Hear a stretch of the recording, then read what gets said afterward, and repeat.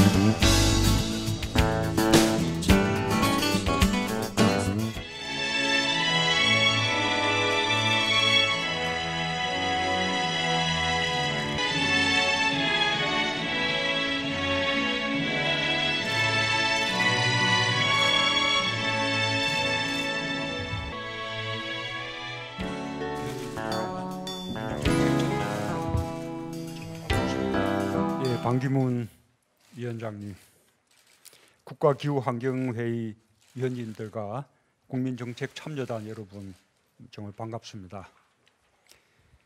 고농도 미세먼지 문제를 해결하기 위해 많은 대책들을 마련해 주신 여러분의 헌신과 노고에 진심으로 감사드립니다. 우리 국민의 높은 시민의식은 환경 분야에서도 세계 최고라고 자부할 만합니다. 지난해 일회용품 사용하지 않기를 도입할 때 이게 과연 제대로 실행될 것인가 그런 이제 회의적인 시각이 많았었는데 불과 1년 만에 커피점 일회용품 수거량은 72%나 줄어들고 대가전 비닐봉투는 79%가 줄어들었습니다. 이 환경 문제 해결을 위해서 기꺼이 불편을 감수하면서 실천에 동참하는 우리 국민들이 참으로 대단하다고 생각을 합니다. 자발적인 협약에 참여해 주신 업체들께도 아주 감사를 표하고 싶습니다. 국민정책참여단 여러분은 이 높은 환경의식을 가진 우리 국민들의 눈높이에 맞추어서 그 눈높이에 따라서 미세먼지 정책들을 찾아주셨습니다. 미세먼지 쉼터를 지정하고 실시간 정보를 제공하는 그런 정책과 또 보건용 마스크에 건강보험을 적용하고 국가건강검진에 폐기능 검사를 도입하는 그런 정책이 국민정책참여단에 의해 태어났습니다. 생활 속에서 체감할 수 있는 정책들이어서 더욱더 소중하다고 생각합니다. 공장 굴뚝 자동 측정 결과와 공사장 미세먼지 농도 실시간 공개, 또 노후 경유차와 건설기계 사용 제한은 미세먼지 저감을 위한 새로운 기준과 정책들이었습니다. 국민정책참여단과 위원 여러분 덕분에 1차 정책 제안이 성공적으로 이루어진 것에 진심으로 감사드립니다. 정부는 국가기후환경회의가 제안한 미세먼지 저감 대책들을 적극적으로 수용하고 있습니다. 산업, 발전, 수송 분야 저감 대책과 생활 속 저감 대책, 또 국민건강보호, 국제협력, 예보 강화의 7개 분야 단기 핵심 과제가 정부 정책에 적극적으로 반영이 되었습니다. 특히 국민정책 제안의 핵심이라고 할 수 있는 12월부터 3월까지의 미세먼지 계절 관리제도 수용하여 이달 1일자로 시행이 되었습니다. 방금 국무회의에서도 이 미세먼지 계절 관리제에 대해서 국무위원들은 물론이고 서울특별시장, 또 인천광역시장, 그다음에 경기도지사 세 분의 수도권 광역단체장들까지 이렇게 참석을 해서 이것이 실효성이 있는 대책이 될 수 있도록 하는 그런 논의를 모은 바 있습니다. 계절관리제의 차질 없는 이행으로 해마다 미세먼지의 고통이 컸던 기간의 미세먼지 농도가 대폭 저감되기를 기대를 합니다.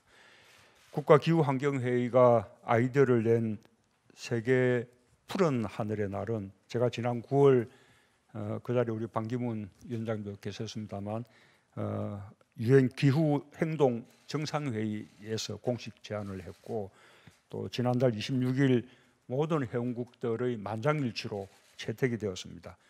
이제 세계인들은 매년 9월 7일 세계 푸른 하늘의 날을 맞으면서 더 적극적으로 대기의 문제를 고민하고 또 해법을 모색하게 될 것입니다. 반기문 위원장님과 국가기후환경회의 여러분의 노력의 결과라고 말씀드릴 수 있습니다. 특별히 감사와 경례의 말씀을 드립니다. 국민들은 인접국가와의 협력에도 관심이 많습니다. 우리 정부는 2017년 중국과 정상회담에서 미세먼지 문제 공동 협력에 합의를 한 후에 정보 공유, 또 기술 협력, 정책 교류를 비롯한 협력을 확대해 왔습니다. 지난달 한중일 3국 간 미세먼지 영향 공동 연구 보고서를 펴내서 국가 간 미세먼지 영향을 최초로 공식적으로 확인했습니다. 이웃 국가들 사이에 미세먼지 공동 책임을 부분적으로나마 인정하면서 공동 대응의 길이 열리게 되었습니다. 정부는 3국 환경장관들이 논의한 협력 과제들을 실행하면서 이웃 국가들과의 공동 노력을 이끌어내기 위해서 더욱 노력하겠습니다. 내년 6월 서울에서 개최될 P4G 정상회의에서 미세먼지 문제를 포함하여 기후변화 대응과 지속가능 발전을 위한 국제 협력이 강화될 수 있도록 국가기후환경회의에서 더욱더 적극적인 활동으로 뒷받침해 주시기를 부탁드리겠습니다. 기후환경회의가 준비 중인 2차 국민정책 제안도 내년 6월 발표를 목표로 하고 있습니다. 더 많은 국민들의 참여 속에 미세먼지 문제의 근원적인 해법을 마련할 수 있도록 노력해 주시길 바랍니다. 국가기후환경회의의 가장 의미 있는 성과 중 하나는 국가적 과제를 해결하기 위해서 우리 국민들뿐만 아니라 또 전문가들뿐만 아니라 또 시민사회뿐만 아니라 우리 정치권까지도 모두 하나가 되었다는 점입니다. 국민정책참여단의 정책 제안은 여야 국회의원들의 도움을 거쳐서 관련 법안과 또 예산으로 뒷받침될 수가 있습니다. 함께해 주신 국회의원 여러분께도 감사를 드립니다. 그리고 고농도 계절관리제 시행을 위한 법적 기반 마련하는데, 그러니까 미세먼지 특별법을 개정하는 데에도 우선적으로 힘을 모아 주실 것을 당부드리겠습니다. 국민과 정부, 국회, 지자체, 기업이 모두 한마음으로 머리를 맞대고 힘을 모은다면 미세먼지 문제도 차근차근 해결해 나갈 수 있을 것이라고 믿습니다. 오늘 편하고 자유로운 그런 대화 시간이 되시길 바랍니다. 감사합니다.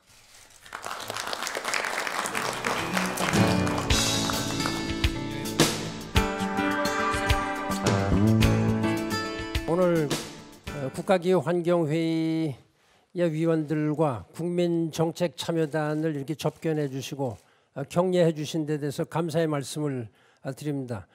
지금 말씀하신 대로 조금 전에 국무회의에서 국무회의를 주재하시고 이 국민 정책참여단이 제의한 이러한 여러 가지 정책에 대해서 적극적으로 지지를 하시면서 관계 장관은 물론이고 지자체 단체장들에게 이렇게 지시를 해주신 데 대해서 깊은 감사의 말씀을 드립니다.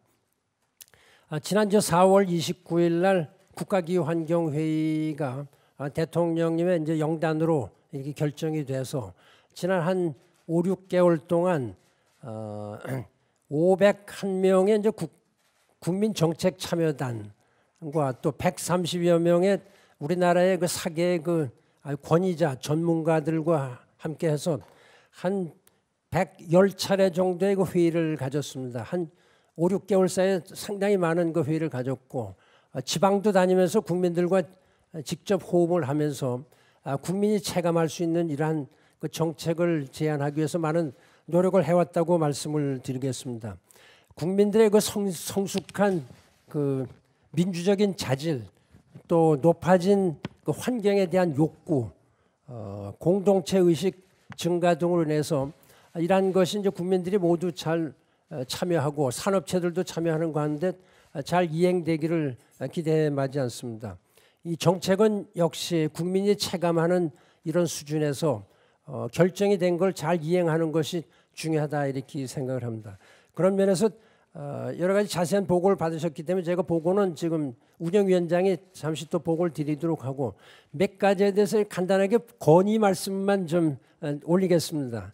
첫째는 이 기후변화와 미세먼지 문제가 사실 동전의 양면과 마찬가지입니다. 기후변화를 우리가 잘하면은 뭐 미세먼지도 없어지게 되는데 이거는 기후변화는 장기 목표고 이거는 저 단기에 우리가 저감을 해야 되는 목표가 있습니다. 이 계기에 사실은 기후변화에 관한 그 파리 협정 이행을 위해서 우리 정부가 좀 더 아주 야심찬 이런 그 계획을 가지고 추진했으면 좋겠다 이렇게 생각합니다. 우리나라는 이제 전 정부에서부터 쭉 시작한 그 화석 연료 중심의 이러한 그 에너지 정책을 추진하다 보니까 어떻게 보니까 이 온실가스 배출량이 전 세계에서 7번째로 높습니다. 그래서 나쁜 의미로 G7에 들어가 있다 이렇게 얘기도 하고 또 어떻게 보면 한국을 맨 나라와 함께 그 기후 악당이다까지 이렇게 하는 것이 얼마 전까지 있었던 그 오명입니다. 그런 의미에서 이제 내년에 이제 파리 기후 변화 협정에 따라서 그 각국이 자기들의 목표를 갖다 제시하게 돼 있습니다. 그러한 목표를 이제까지 우리가 배출 전망치 2030년을 계기로 한 걸 좀 더 야심차게 상향해서 좀 했으면 좋겠다 이런 생각을 하고 있습니다. 두 번째는 그 대통령님께서 금방 말씀하셨습니다만 내년 6월에 그 P4G 정상회의가 여기서 열리는 건 아주 국제적으로 많은 그 평가를 받고 있고 기대가 큽니다. 한국이 모범을 보여서 이러한 그 녹색 성장, 이 기후 변화에 앞장을 서는 것이 바람직하다. 아까 말씀드렸는데 국가기후환경회의는 물론이고 또 제가 여기 위원장으로는 한국의 본부가 있는 그 녹색성장위원회 거기서도 적극적으로 하여튼 참여해서 이 회의가 성공적으로 되도록 하겠습니다. 아울러서 지난 그 9월 23일 날 그 기후 행동 정상회의에 이제 대통령님께서 참석을 하셔서 좋은 연설도 이렇게 해주셨는데 그때 이제 우리나라가 그 기후 변화 적응위원회에 가입을 했습니다. 사실 조명래 장관의 그 제가 위임을 받아서 발표를 했고 내년 10월 22일 날 그 네덜란드 정부가 그 유엔이 한 그 기후 변화 기후 그 행동 정상회의 후속 조치로서 기후 변화 적응 회의를 그 정상회의를 주최하게 돼 있습니다. 그래서 그 지금 외교부하고 이제 협의를 하고 있습니다만은 내년에 대통령님께서 화란에 그 정상회의 그 정상 방문을 하시는 것을 그 검토를 하시면서 그때 정상회의에 참석하시면 어떨까 이렇게 생각을 하고 있습니다. 이 기후변화 적응위원회는 뭐 인도라든지 중국의 시진핑 주석이라든지 또 뉴질랜드, 캐나다, 영국 아주 큰 나라들의 그 정상들이 많이 그 참석을 할 거로 예상이 되고 아마 네덜란드 수상이 대통령님께 정식으로 그 초청장을 보내실 거로 알고 있습니다. 이 회의에는 제가 마침 그 공동위원장으로 있습니다.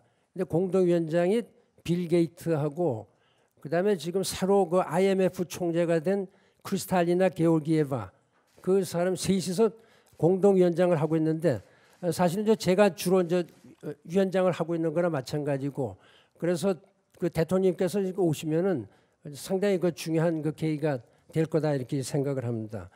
그 우리가 그 환경 회의에 관련해서 좀 야심차게 좀 했으면 좋겠다 이렇게 말씀드린 것 관련해서 제가 한 가지 좀 정책적으로 좀 건의 말씀을 드리고자 합니다. 첫째는 제가 이 기후 변화 문제를 유엔이 상당히 앞장서서 많이 했는데 이제까지 그 기후 변화 문제를 기성세대, 어른이나 전문가 중심으로 이렇게 토의를 해왔습니다.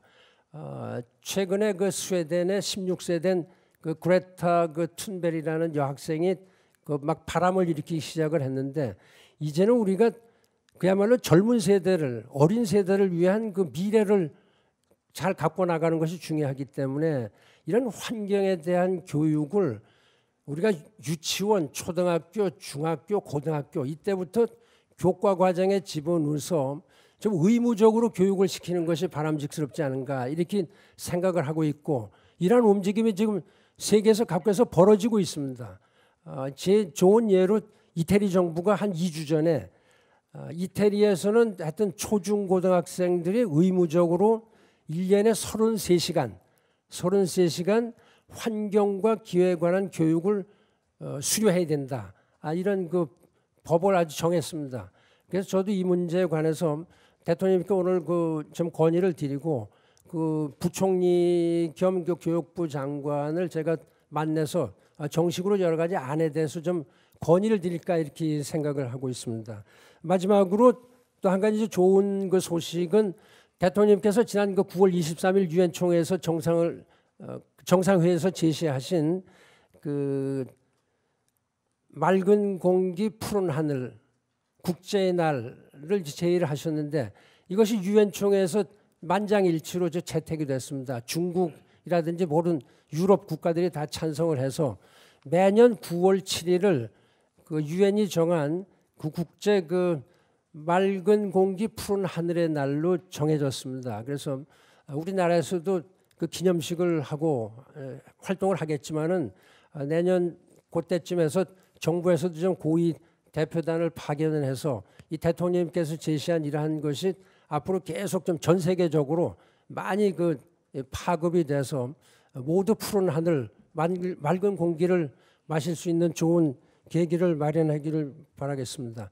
마지막으로 한중 협력 관련해서 대통령님께서 이제 2017년에 한중 정상회담을 통해서 같이 협력해 나가자 이렇게 말씀을 하신 이후에 금년 3월 달에 이낙연 총리가 중국 총리를 만났고 저도 금년 그 사이에 임명된 이후에 7차례 중국을 방문해서 시진핑 주석이나 이커창 총리 또 리간지의 그 생태환경부 장관하고 여러 차례 회의를 하고 그래서 좋은 결과가 이루어지고 있습니다. 지금 조명래 장관이 적극적으로 노력을 해서 한중 간에 양해각서도 협력하는 걸로 다 지난번에 합의가 됐고요. 또 앞으로 그 중국과 관련해서 하여튼 계속 관심을 가지고 노력을 많이 해나가겠고 대통령께서 적극적으로 이 정상 차원에서 일하는 걸 갖다 좀 이끌어 나가셨으면 감사하겠습니다. 간단히 보고 말씀.